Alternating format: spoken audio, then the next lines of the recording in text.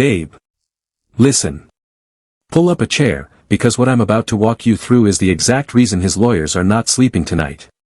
David, and yes, I'm using David because that is the name that shows up on every single court document, every single police report, every single filing that has hit the public docket. David is about to learn the oldest lesson on the internet the hard way. You do not get to delete your way out of a homicide case. You do not get to scrub a Snapchat and pretend the world did not already screenshot it. And David, sweetheart, the receipts are stacked so high right now that the ceiling of that Hollywood garage might as well be caving in on the defense table. Watch how these pieces line up, because by the time we get to the Coachella photo, you are going to understand why every single Redditor who has been sitting on old screenshots is suddenly the most valuable witness in Los Angeles County. Let me set the room for you before we go anywhere. 14-year-old Celeste Rivas Hernandez. Say her name because the case tries very hard to make you forget it. Celeste was the girl whose remains were found dismembered inside a Tesla registered to David, an impounded vehicle that had been sitting in a Hollywood tow yard for weeks before anybody realized what was inside it. Celeste is the reason this case exists. Celeste is the reason David's world tour was cancelled, the reason his label went quiet, the reason a platinum-selling artist is now sitting through preliminary hearings while a DNA specialist walks a courtroom through blood-stained matches. And Celeste is the reason we are going to spend the next several minutes going through every single thing David tried to delete, because the pattern that emerges when you line those deleted posts up next to the prosecution's timeline is the kind of pattern that does not lie. It cannot lie. Pixels do not lie. Metadata does not lie. Screenshots do not lie. And the record of what David posted, the record of what David erased, and the record of when he erased it are now three separate archives that all point in the same direction. That direction is not friendly to David. That direction is not friendly to any of the people who quietly stood by and watched as one deletion after another disappeared off the public internet. Now here is the piece nobody's mentioning loud enough. The old Snapchat that just resurfaced is not a smoking gun in isolation. It is a smoking gun because it corroborates the exact physical evidence prosecutors laid out in that preliminary hearing. Here is what the Redditors dug up. Before David's album rollout, before the merchandise drop tied to that tour, David posted a Snapchat inside his garage of himself producing t-shirts for the store. In the frame, spread across the concrete, is a green tarp. Same shade of green. Same crumpled fold pattern. Same garage. Same corner. Same lighting. Same shadow that falls across the corner where the concrete meets the drywall. And the reason your stomach should be turning right now is because prosecutors say that same tarp, the exact tarp visible in that self-recorded Snapchat, was later recovered from that garage with a stain on it that forensic testing matched to the DNA profile of Celeste Rivas Hernandez. Let that land for a moment. David filmed himself, on his own device, standing next to the object that the state now claims carried the biological signature of a 14-year-old girl. He posted it. He shared it with his followers. He then went back later and deleted it, thinking that a swipe of a finger inside a private app would make the frame disappear. It did not. The internet does not forget. The internet screenshots. The internet archives. And the internet's memory is now Exhibit A in a homicide case that could send this man away for the rest of his natural life. Every second of that clip is now sitting inside somebody's cloud storage. Every audio waveform of David's own voice, narrating his own presence next to that tarp, is now available to prosecutors in a form his defense team cannot argue away. In the Snapchat clip, David's voice narrates the moment with a casualness that makes your skin crawl once you know what you know. He says, and I quote as closely as the audio allows, Snapchat. I got another 4 and we're making a good shirt today, y'all, for y'all to buy on TheD4vd's.io. He is smiling. He is filming. He is walking through the same square footage where the state alleges Celeste Rivas Hernandez's blood was later found.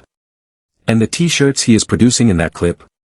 Those are the same t-shirts that his official closet account was promoting on a scheduling calendar that included, and this is not me being dramatic, this is straight from public archives, an announcement dated to the very same day prosecutors say Celeste was no longer with us. That is not a metaphor. That is not a coincidence pulled out of a Reddit comment section.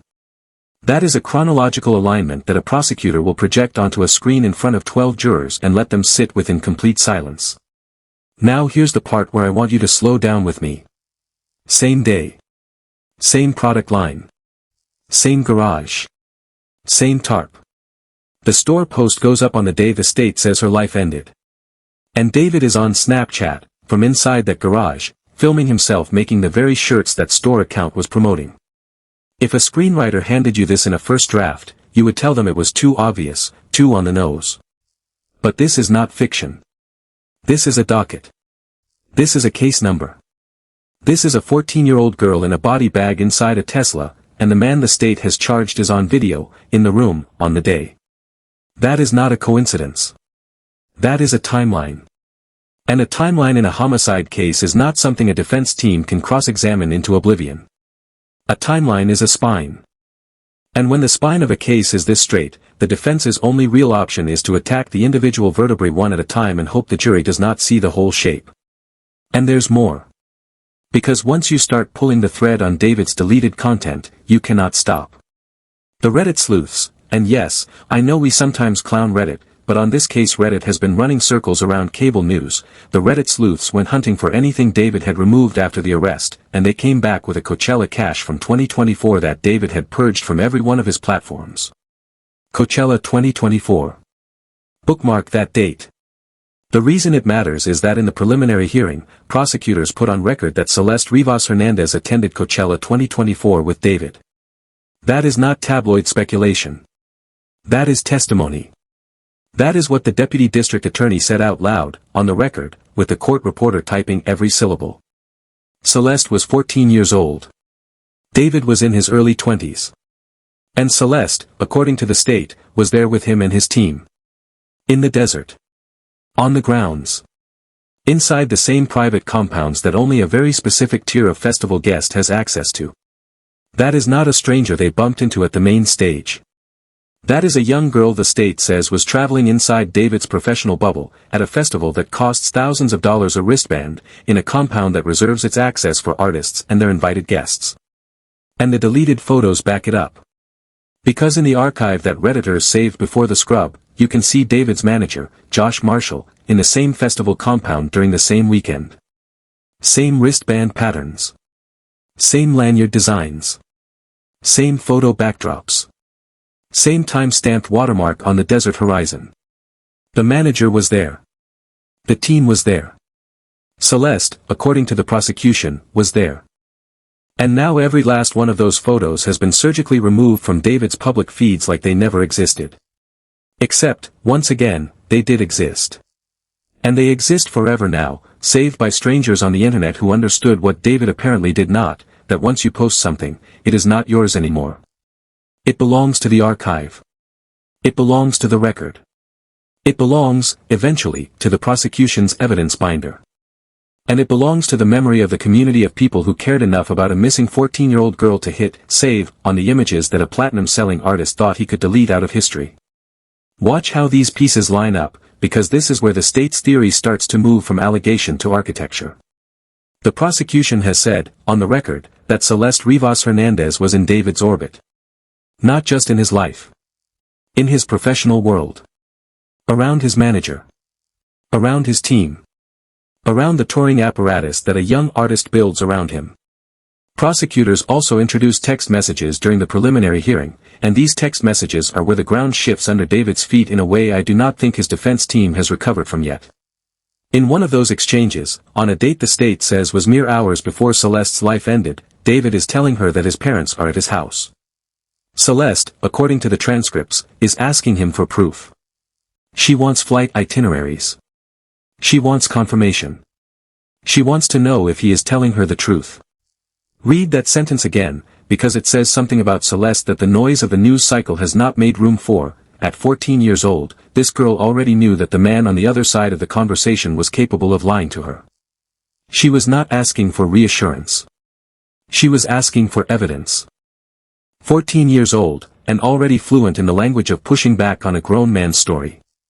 And here is what David wrote back, according to the prosecution, they get here on Thursday, which is when you asked to see me. I'm busy tomorrow. That, per the deputy district attorney, was David admitting to Celeste that he had lied about his parents being at the house. He had told her they were there. She had pressed for evidence. And then he had walked it back. That admission, small as it sounds in isolation, is a fault line in the state's timeline, because it puts David alone in that house on the exact night the state says her life ended. Alone. In the garage. In the house. In the space where a tarp with her DNA would later be found. No parents in the room. No supervising adult in the frame. No third party who might later be called as a witness for the defense to say, actually, everything was fine that night. Just David. And Celeste. And the house that would, weeks later, produce the physical evidence at the center of a homicide prosecution. Now here's the piece that started rattling around in my head the moment I read the transcripts, and I want to walk you through this carefully because I think it changes how you read the entire case. The prosecutor said, in her closing argument at the preliminary hearing, that after Celeste was no longer with us, David did not call 911. He did not call his friends. He did not call anyone in law enforcement, anyone in medicine, anyone whose job it is to respond when a 14-year-old girl is dying inside your home. What the prosecutor did say, and this is the sentence I have not been able to stop turning over, is that David may have called his family. His family. Read that again. His family. Not the paramedics. Not a lawyer. Family. And once you hear that sentence, the natural question becomes, were David's family in town? Were they within driving distance? Were they somewhere he could have reached them in the hours after the state alleges Celeste's life ended? Because a phone call to family in that specific window is not a neutral piece of information. A phone call to family in that specific window is a person making a decision about who to loop in, who to keep out, and who might help him figure out what to do next. So let me walk you through what the deleted content tells us. Because the day after prosecutors say Celeste was no longer alive, David hosted an album release party at the 100 Thieves compound in Los Angeles.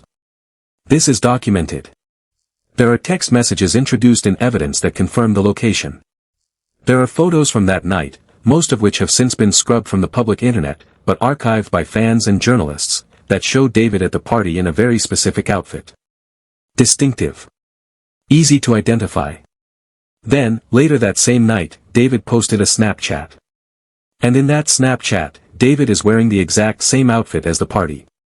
Same jacket. Same shirt. Same accessories. And standing right next to him in that frame, plain as day, is his little sister. His little sister. In Los Angeles. The night after the state alleges a 14-year-old girl was killed inside his home. Which means at minimum one member of David's immediate family was on the ground in his city, within reach, within a phone call. Which loops directly back to what the prosecutor said in closing, that David maybe called his family that night. That family member, sibling or otherwise, was clearly not on the other side of the country. She was, based on the photographic evidence David himself posted, standing shoulder to shoulder with him inside a party celebrating his album drop. Less than 24 hours after the state alleges the life of Celeste Rivas Hernandez had ended inside his home. 24 hours. That is the delta between an alleged homicide and a smiling sibling photograph at a record industry party. 24 hours. And here is the piece that made my blood go cold when I put it together. Celeste's remains, according to the medical examiner's testimony, were not dismembered until roughly May 5th. The state says her life ended on April 23rd. That is nearly 2 full weeks. Almost 14 days. Between the alleged night of the killing and the medical evidence of dismemberment, there is a window, a long, dark, unaccounted for window, during which the state's theory has David moving through an active professional and social calendar. Album release. Party appearances. Merchandise drops. Snapchats. Instagram grids. Public performances. Business as usual. Interviews. Press pushes. Playlist placements. All of it. Every single one of those public activities is documented on David's own feeds, and each one of them is now a data point that a prosecutor can drop onto a spreadsheet and hand to a jury as evidence that this defendant went on with the ordinary business of being a rising artist while a 14-year-old girl was allegedly still somewhere on the premises of his life. And during that same window, remains were being kept somewhere. Somewhere climate-controlled enough that a body could be moved into a Tesla weeks later. Somewhere accessible enough that the alleged dismemberment could take place inside it. Somewhere private enough that no roommate, no neighbor, no delivery driver, no cleaner ever saw what was inside. Prosecutors have not said publicly, in what has been released so far, where that somewhere was. But the tarp, that green tarp, the same one David filmed himself standing next to in a Snapchat clip he thought he had deleted, the tarp came from the garage. And the garage is a very specific, very controlled, very private space. It has a door that closes. It has a lock that can be engaged. It has walls that muffle sound. It has a concrete floor that can be washed down.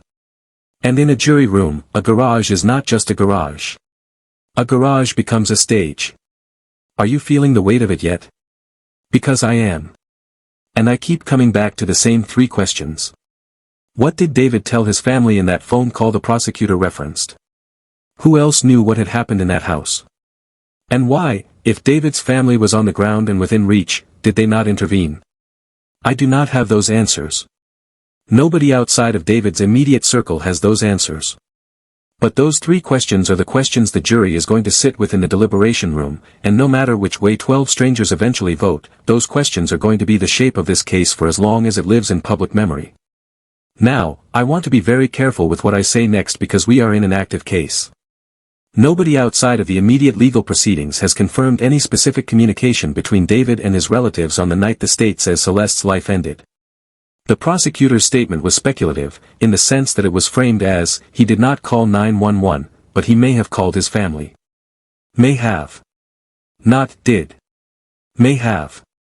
But even that framing is a screaming siren, because it tells you what the investigators believe they can prove or come close to proving.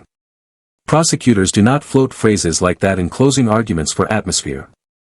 They float them because they are drawing a picture, and the picture is, this man had options, this man had resources, this man had a phone in his hand, and the one number David did not dial was the one number that might have saved a young girl's life or at minimum notified the world that a young girl had lost hers. I want to take you back to the tarp for one more moment, because I do not think the general public has fully absorbed what a piece of evidence a DNA-positive tarp actually is inside a murder trial. When a police DNA specialist stands up in court and tells a judge that a stain recovered from an object inside a defendant's garage returns a strong match to the victim's DNA profile, that testimony is close to case-defining.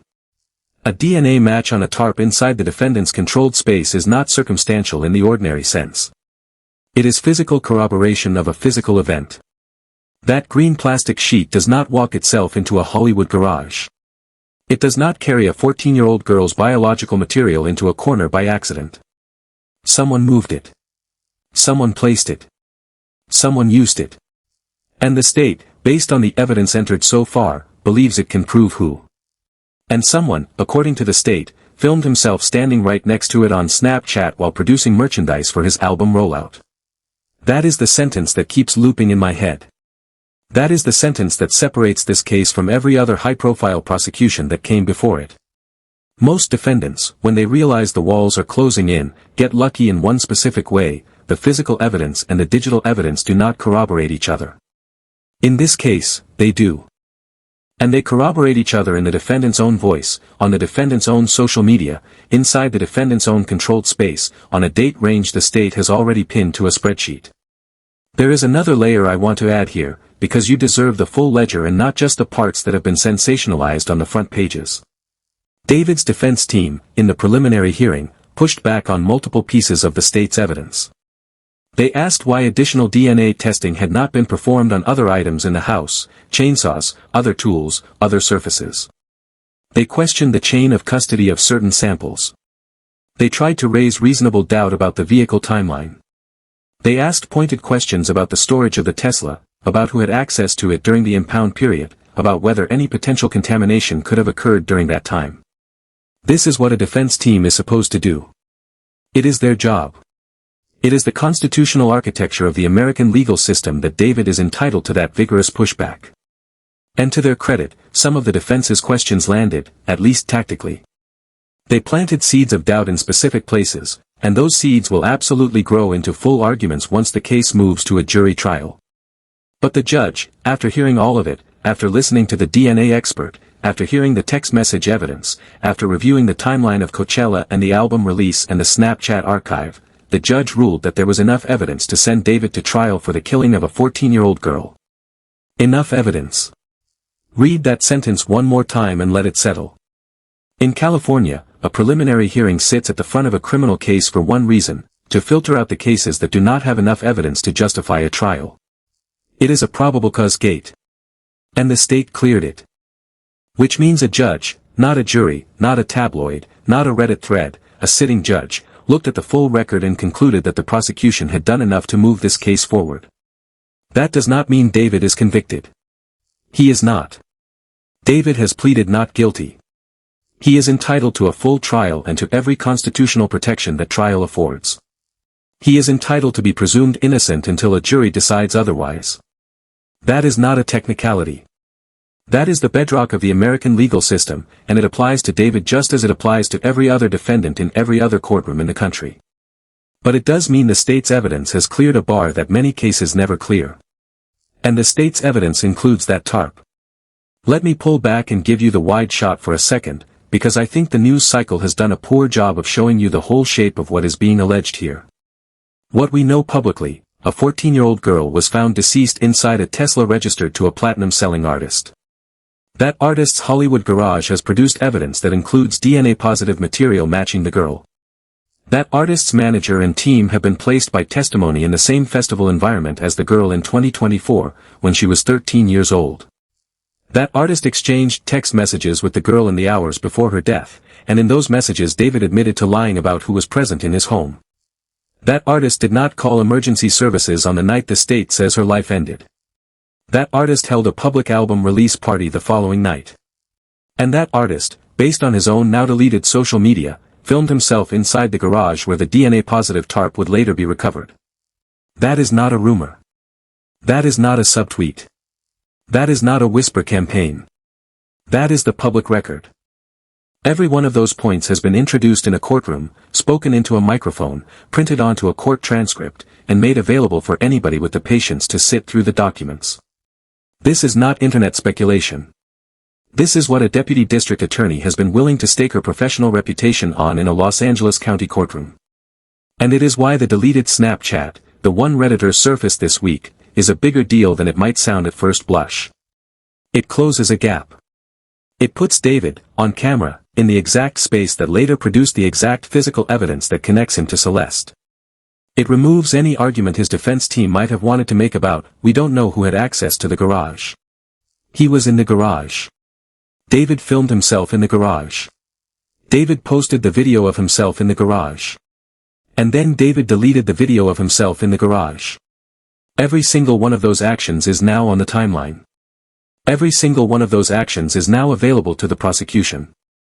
Every single one of those actions is now available to the jury.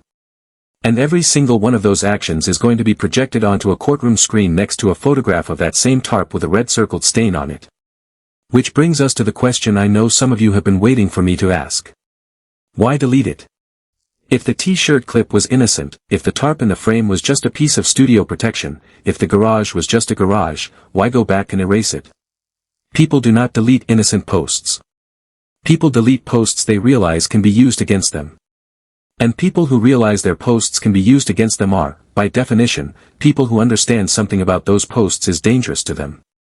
That is not me speculating about David's state of mind. That is a basic behavioral observation about how human beings interact with their own digital archives. You do not scrub something you do not think can hurt you. Nobody wakes up and deletes their own t-shirt promotion clip for fun. That deletion was purposeful. That deletion was strategic. And that deletion has now become one more entry in the prosecution's ledger. I am not saying that alone proves guilt. I am not the jury. I am not the judge. But I am pointing out that the pattern of deletion, the Tarp video, the Coachella cache, the album party photos, the little sister post, that pattern is not the pattern of an innocent man tidying up his profile. That is the pattern of somebody trying to scrub a timeline they know a prosecutor is going to reconstruct. And I would submit to you, respectfully, that if you were David's attorney the day you found out your client had deleted this much material after the fact, you would not have slept for a week either. Because the number one nightmare of any defense lawyer is discovering that the client took actions between the incident and the arrest that a prosecutor will characterize as consciousness of guilt. And consciousness of guilt is exactly what a jury will hear when the state walks them through the deletion pattern one screenshot at a time. Now, let me play devil's advocate for a moment because it is important. There are things about this case that the defense will absolutely try to punch holes through at trial. The T-shirt Snapchat, by David's own timeline, was recorded before Celeste was no longer with us. That is likely true.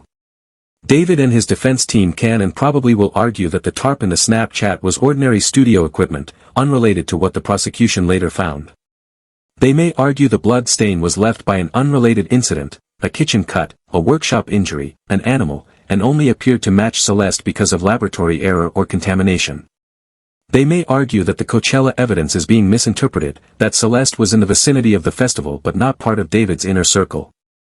And they may argue that the text messages have been taken out of context, that Celeste was somebody David barely knew, that the relationship the prosecution is describing is a distortion built on selectively edited data.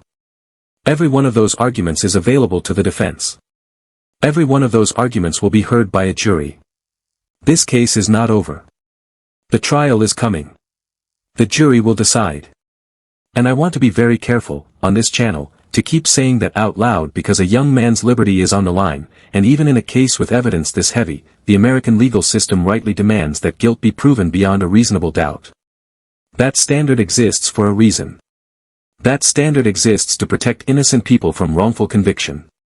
And that standard applies to David just as much as it would apply to anybody else who walked into that courtroom under those charges. But, and here is where I stop being diplomatic, the evidence is heavy. It is very heavy. And the deletions make it heavier. Because for every argument the defense wants to raise, there is a corresponding post that David himself made, that David himself deleted, that a stranger on the internet saved, that a prosecutor now has in a folder. And every single time the defense raises a piece of doubt, the prosecution will be able to hold up a screenshot and say, David was in the room, David filmed himself in the room, David removed the video of himself in the room, and now the room has produced the DNA of a 14-year-old girl David had been texting hours earlier about lying to her. That is a devastating rebuttal. That is a rebuttal that a defense team cannot easily unwind. And that is the specific corner the state has been backing David's team into for months. There is one more thing I want to bring up, and it is not about David directly. It is about Celeste. Because in the noise of a celebrity trial, in the churn of the coverage, in the endless breakdown of Snapchat clips and Coachella wristbands and text message timestamps, it is very easy to lose the human being at the center of it. Celeste Rivas Hernandez was 14 years old. She had been reported missing before. She had a family that was looking for her. She had, according to reporting, a history and school records and dreams. She was a child. She was somebody's daughter. She was somebody's sister. She had a bedroom somewhere with posters on the walls and stuffed animals on the shelves and a phone charger tangled at the foot of a bed she is never going to sleep in again. I say that not to be maudlin. I say it because every single time we discuss this case, we owe Celeste the acknowledgement that this is not entertainment. It is a homicide. And the reason we sit with the details, the tarp, the DNA, the deleted Snapchats, the Coachella photos, the text messages, the party the night after, is not because it is a puzzle to solve for our own amusement. It is because Celeste Rivas Hernandez cannot speak for herself anymore, and the record is the only voice she has left. Every screenshot that a stranger saved, every deleted post that a Redditor archived, every timeline that a journalist has assembled, those are all pieces of Celeste's voice. Those pieces are why Celeste is not just a headline. Those pieces are why this case will not be quietly buried under a new album cycle. Those pieces are why Celeste's name is going to be on the record of Los Angeles County for as long as any of us are alive to remember it.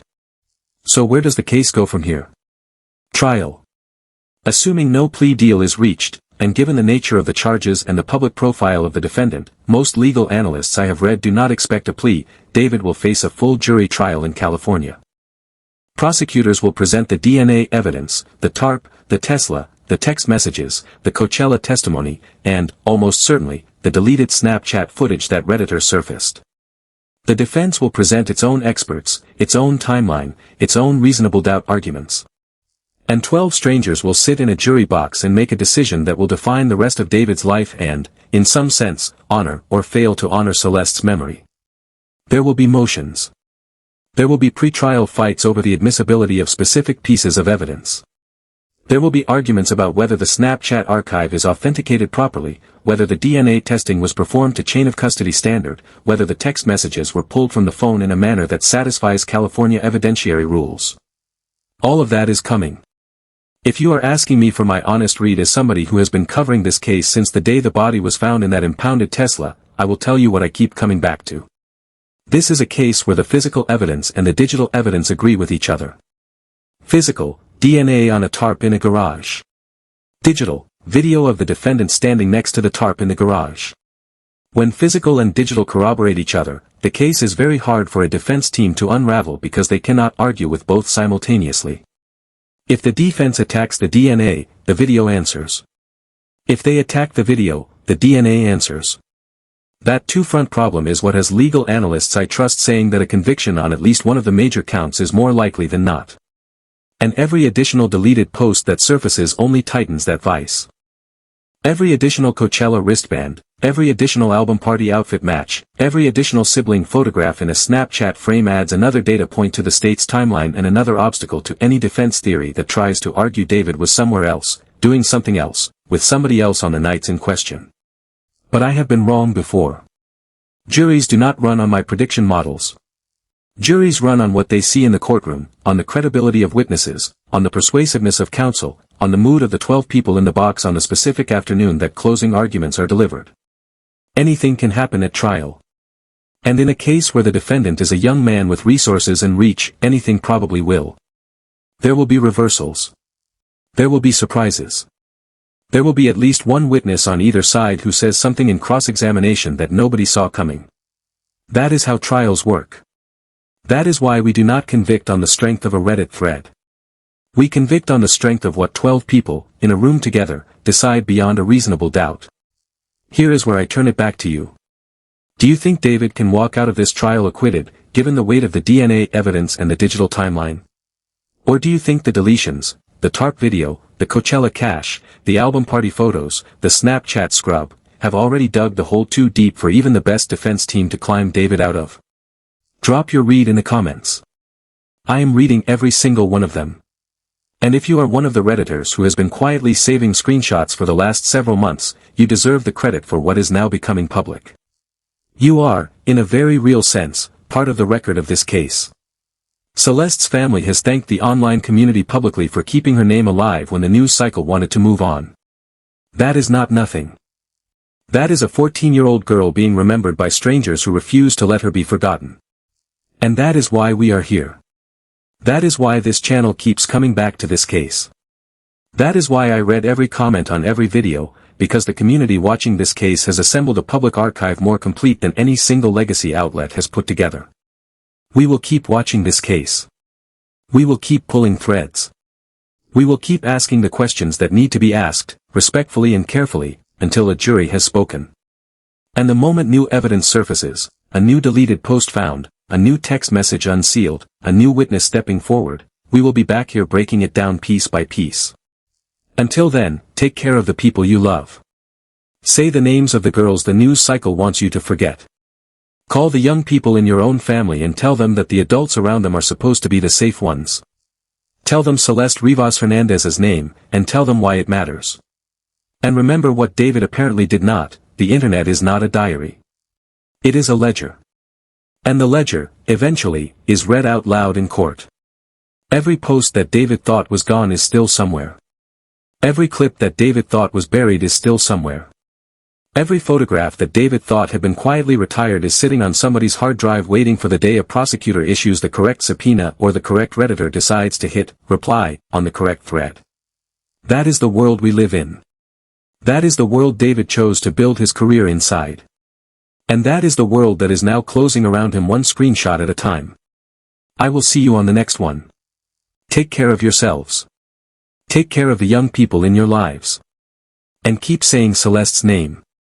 Because as long as we are still saying it, the record of what happened to Celeste Rivas Hernandez cannot be scrubbed the way David tried to scrub his Snapchat. Not on this internet. Not on this timeline. Not on our watch.